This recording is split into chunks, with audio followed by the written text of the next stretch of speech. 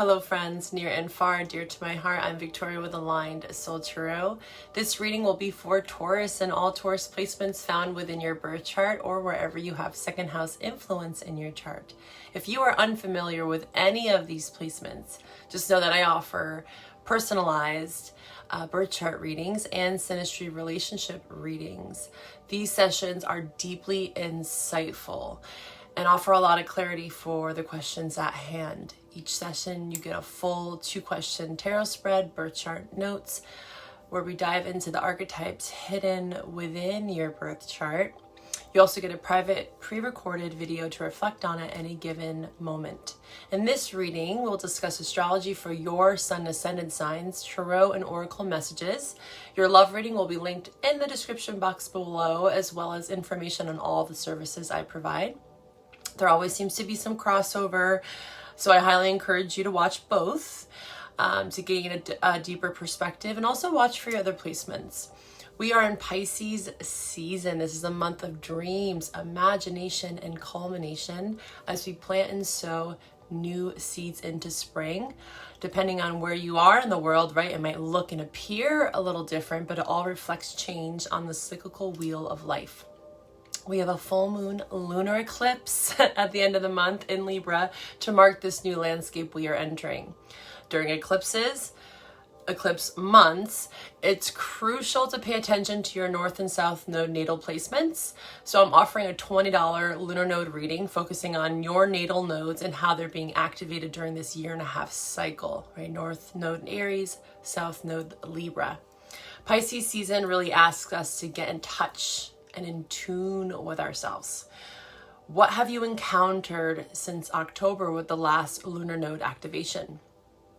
Pisces wants you to dig deep into the uncomfortably comforting abyss, deepening our connection with ourselves and therefore with others.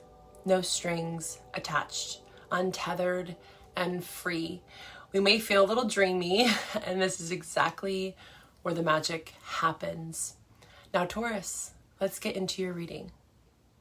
Hi, Taurus, and welcome to this space. Thank you for joining me here on my channel. Thank you for supporting me. Likes, shares, subscribes, all of that. Check out my services below. If you have any questions, shoot me an email. Let's get into the astrology of the month for you, right? This is specific for sun descendant, but if you have a lot of Taurus in your chart, you may just resonate with the message, okay? So with this Piscean energy, we're crossing out and crossing over out of Aquarius into Pisces. So what does that mean for you specifically, Taurus, right? Venus in Pisces on the 11th, March 22nd, Mars goes into Pisces. So we're moving out of the 10th, going into the 11th house. Okay, also the new moon in Pisces we had on the 10th was in your 11th house. 11th house it's Aquarius energy, it's Uranus. There could be radical shifts, right? Especially with eclipse, right? Maybe something happened in February. You could look back on my channel with that Pluto and Aquarius transit. There's something highly influential there for you. If you haven't watched that reading, I would highly encourage you to, right? These are preparation months, just like back in October, looking back on my channel, and I will link those videos below for you, okay? So you can have easy access to them. But this 11th house is our hopes, our wishes. I think of the star card, but it's about our networks. So when we think of astrology, right, it's an evolutionary process from the 1st to the 12th house, right? So from the 10th house, which is our achievements, our goals, our ambitions, our drive, how we lead, our soul's purpose. The 11th house is, again, okay, application, right? Who are you networking with? You are the company you keep is what I think about with the 11th house. And I remember my dad used to tell me that when I was young, and I hated it. Because, you know, rebellious teenager, like, I'm my own person and blah, blah, blah, you know, and that can be that Aquarius spark of like, reclaiming your identity from a social group, maybe shifting friend groups, finding yourself amongst a community, collaborative efforts, etc. People that are on the same page as you, right? And that can be easier said than done. So those are kind of the influences with this Piscean energy for you. The lunar eclipse in Libra on the 25th is going to be in your 6th house. So this is about our duties, our responsibilities. This is Virgo energy. Where do you have 6th house in your chart, or where do you have Virgo in your chart? Again, I offer birth chart readings if you're unfamiliar with this territory. 6th house, the warning sign of that, and maybe with eclipses, again, it could be showing you where you're overgiving, overstepping the martyr in you, right? Being of service to others, but there's limitations to that. We have to have healthy boundaries around being of service. You know, even when I think of like therapists need a therapist. You know, healers need healers. Mentors need mentors. Teachers need other teachers. We need support. And that's that 11th house. We need support in order to sustain ourselves, okay? So there's a lot around sustainability. And the people that are going to be there to help you. And you could be coming to some realizations around people that are just not meant to be in your life. And that can be hard. You know, Taurus, you are a fixed energy. I myself have a ton of Taurus in my chart, you know, so, you know, when you have your eye on the prize and a vision, it can be really hard for you to let go of that. So learning how to detach from certain people because you want to evolve, right? That's the point of my readings, is to help you to evolve and to grow, especially during eclipse months, because those nodes are being activated, right? South node in your chart represents your past life, your past self, what you're comfortable with doing, and what you do really well, right? So there's a lot to learn there, but the North node is like, okay, now it's time to evolve. Now it's time to learn from your opposite, right? And to step into new territory. So let's get into it, okay? Let's talk about it. We're going to pull from the greater hand to start here for my Taurus viewers. What do we have for Taurus? Taurus for the month of March. What is it that they need to know? What is it that they need to see? Oh, too many. Growth. Okay, growth. Past. Yeah, I feel like you've had some sort of pause around which direction to take next. Okay, because you have pause, direction, and past. You are seeing where there was, yeah, this is growth. So it's like, again, friend groups that you've outgrown, people you've outgrown, maybe your past self you've outgrown, and you're growing into something new here. Beautiful. Being of service as well. You're being called to be of service in a different way amongst your community even, right? 6th, 11th house. Growth, expansion. This is reminding me of the Empress energy, which is Taurus energy. Having a growth mindset, being more optimistic about your future. There could be something really beautiful in your month, right? Because like I said, Empress energy is Taurus energy. Also, I'm getting the message to look into what sign is in your chart, what Venus placement do you have? Also, the growth is reminding me of Jupiter energy. So Jupiter, what placement do you have in Jupiter? Taurus has been in Jupiter. It's going to be switching over to Gemini on May 25th. But it's been since 2021. So there's something about growth here, expansion, something that you've been learning over the last several years with Jupiter in your sign. Growth, opportunity, blessings. And with that, it takes us growing and evolving out of the past. So it's like, yeah, Jupiter in your sign can bring a lot of luck and abundance and growth, but that can be some hard lessons there too. Like attracts like. So I actually just sent this message to Gemini, similar message there. They're going into the Jupiter in their sign, so they're preparing for that. And in that preparation, and again, for you're closing out that cycle in your sign. It's like, what have you learned, right, about these experiences, and how open have you been to the experiences? Because Jupiter can offer a lot of things, but if we are in a lack mentality or a limited belief system, it's like no matter what is thrown your way, you're not going to be willing and open to take it, right? So it really is about you and your perspective, trying to grow in some way, trying to learn. Okay, Taurus, let's get an archetypal message for you for March. Taurus collective, please show me the truth and nothing but the truth. I feel like a judge sometimes when I say that. Okay, we have the sustainer. So where do you have Sag in your chart? Because they had this message as well. You could also be connecting with a Sag. Let me get a sip of water here. My allergies have been acting up a little bit. The sustainer. So this is about like, again, in order to grow, Taurus, you have to be able to sustain yourself, right? You could be wildly ambitious, right? Jupiter in your sign, lots of things and opportunities coming to you. But in order to sustain yourself, you can't burn out. You have to rest and you have to pause and reflect here. There's something about the ocean here, near water. The fault line, seeing the cracks in the pavement. I'm actually feeling called to read about that because I think that's where the growth is. Because Taurus energy, again, very fixed. You can sustain a lot. You can hold a lot. You govern and rule the shoulders. So think about the weight that you carry. Tauruses can carry a lot, you know, almost to the point of exhaustion, right? So that can be definitely a shadow aspect to Taurus energy, is like taking on too much, being a bit stubborn or fixed, and learning how to relax and enjoy, right? The Venusian qualities that you hold, right? There's always a spectrum there, right? Overindulgence. So Taurus has to learn how to not be too lazy or submissive as well. Having healthy boundaries. Okay, let's see here.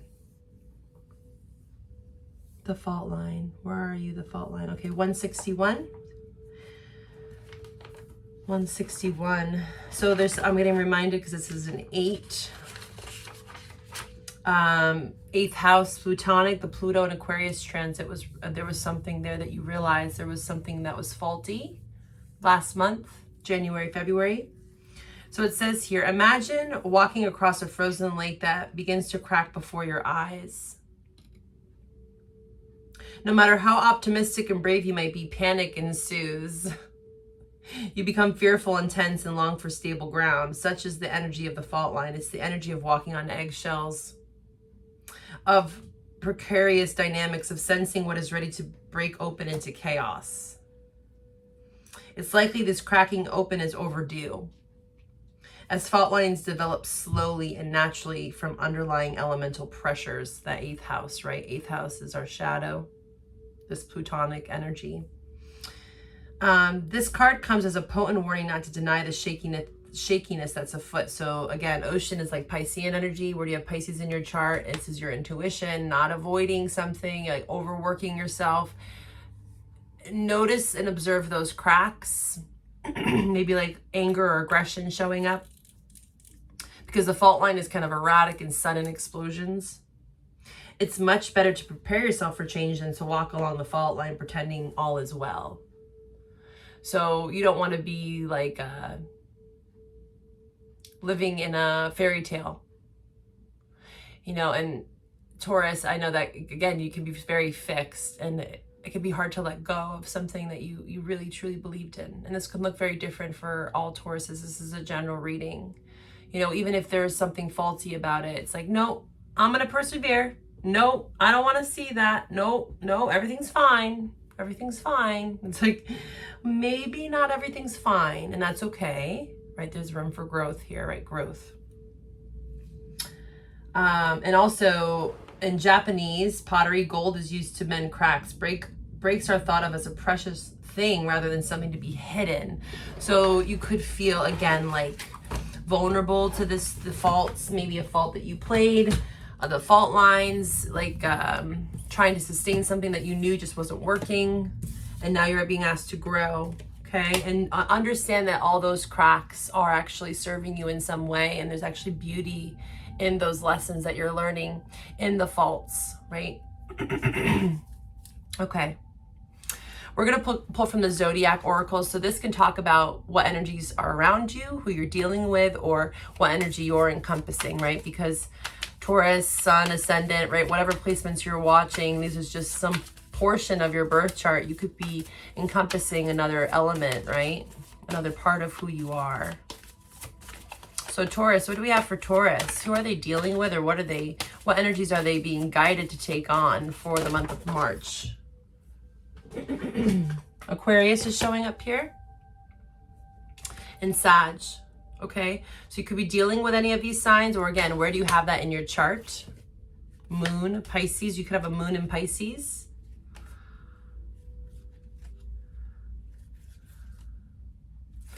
Yeah, so Aquarius, again, Pluto and Aquarius. There's something around Pluto and Aquarius last month's reading, highly influential for you. Again, this is also 11th house. Remember, we talked about the 11th house influence. So this is just reassurance here. Sagittarius, when I think of Sag energy, I think of leadership. And I also think of like travel. Okay, so let's jump in here. Let's see what we got for you, Taurus. Taurus for March. What do we have for the Taurus collective? What do they need to know? What do they need to see for their highest and greatest good? Taurus. Taurus. Taurus, please show me. Taurus, please show me for March, Taurus's energy. Please show me for March, Taurus's energy. Okay, we're going to stop here. Yeah, this is the Everything's Fine card. You know, there is a deck. I forget what deck it is, but that's what the Ten of Swords is actually called. It says Everything's Fine on the bottom. So that's Sun and Gemini. We have a lot of Aries energy. We have Sun in Aries and Mars in Aries with 3 of Wands, 2 of Wands. So maybe you have Aries in your chart. You're dealing with an Aries. We have Gemini showing up strongly here. We have 8 of Swords and 10 of Swords, which is both Gemini energy. This is Jupiter in Gemini, which is happening at the end of May 25th. You could be dealing with a Leo. There's something around this Ace of Pentacles that I want to clarify in reverse. So again, I feel like there was an opportunity where there was a fault line, something faulty. Now you're strategizing. You're planning something here. Looking out to distant horizons, maybe even travel opportunities, new opportunities for growth and expansion with the 2 of Wands, 3 of Wands, especially around your money. What's this Ace of Pentacles here? Especially Sag energy, you know, this is travel. And both of these cards here, like the 2 of Wands, this person has the world in their hand. I got the song, I got the whole world in my hands. Oh my God. The world is your oyster, Taurus. But it takes strength and perseverance. You might not feel that way, honestly. It's like one moment you're like, yes, this is awesome. And the next moment you're like, this is not, like, I'm fearful of change. I don't know what to do. Financial obligations, duties, responsibilities. Maybe being a bit impulsive, strength energy around money. You know, not knowing what to do around stability. It's really... Queen of Wands is here as well, but this is like about confidence. Again, you could be dealing with a fire sign or have heavy fire in your chart, okay? But male or female, yeah, you are regaining some sort of confidence for your death of something here where there's been stagnancy. It's slow. Yeah, 2 of Wands twice. 2 of Wands is so strong. So Mars in Aries is actually going to be occurring at the end of April. April 30th, I believe, is when it goes into Aries. So there's something significant about the end of April going into your season where you are going to be having to make some big decisions here about how you want to move forward, okay? Again, being more optimistic, strategizing, and planning with the 3 of Wands. But you go from the 2 to the 3, so this is sequential. So this might not happen in March. This is kind of the energy that you're in, but I feel like something about Mars and Aries, end of April, leads to the 2 of Wands. So from the make the choice, and then you're like, okay, now I'm going to strategize. I'm going to have a plan. I'm going to be strategic, right? Ground yourself. Slow and steady here with the Ace of Pentacles in reverse. There might be some financial burdens that you have to deal with here. Getting over some past betrayal and pain, right? The 8 of Swords, this is self-limiting beliefs. This person could easily unbound themselves here, but they're trapped in their mind. They're trapped in their fears, really. It's a scarcity mindset. Especially around your duties, obligations, and work. Past pain, betrayal, you're healing from that. Yeah, could have been a lover's union, a Gemini specifically that you maybe want to extend. I just opened up to this here, lovers. A choice around love, opening up. But lover is, the card just represents choice, right? Again, it's a choice to love. That's why the Lover's card represents choice. It's also the twins, right? Dualistic nature in the twins. But but love is a choice. Whatever type of relationship, whether you want to get back out dating, whether you want to be committed, maybe you want to get married, right? Those are all choices, and it's an active choice every day to choose love. Some days, you know, even when you are in a committed relationship, you're just like, I don't want this, but you persevere, or you decide to get out of it, right? Tower and Hanged Man. Being avoidant of change. I keep getting that message of you, for you, I should say. Let's see here. Let's see. I'm going to pull from a different deck. The Light Seers deck. What's some advice for Taurus and how to get unstuck? How to grow? How to evolve? What is it that they need to know? What is it that they need to see? Some advice for my Taurus viewers.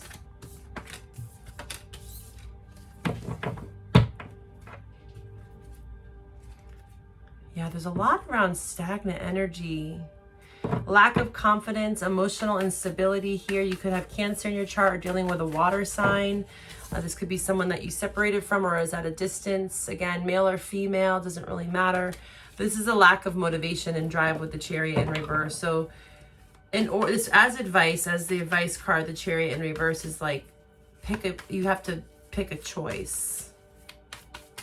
Have some direction in your life. Gain some confidence, some emotional stability. Working on your heart. You know, there's a lot of fear there in your heart space is what I'm sensing. You know, maybe again, betrayal around a water sign here. So with Cancer specifically, yeah, 5 of Cups, grieving.